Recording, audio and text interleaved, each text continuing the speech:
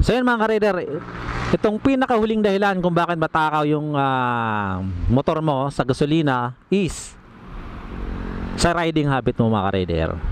Pwede na!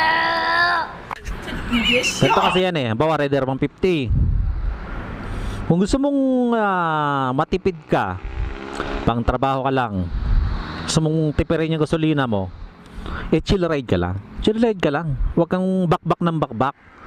Kasi mga ka-rider, pag bakbak ka ng bakbak, malamang luluwa ng gasolina yan. Kahit nakatono pa yan, kahit ano pa yan, basta bakbak ka ng bakbak, luluwa sa gasolina yan.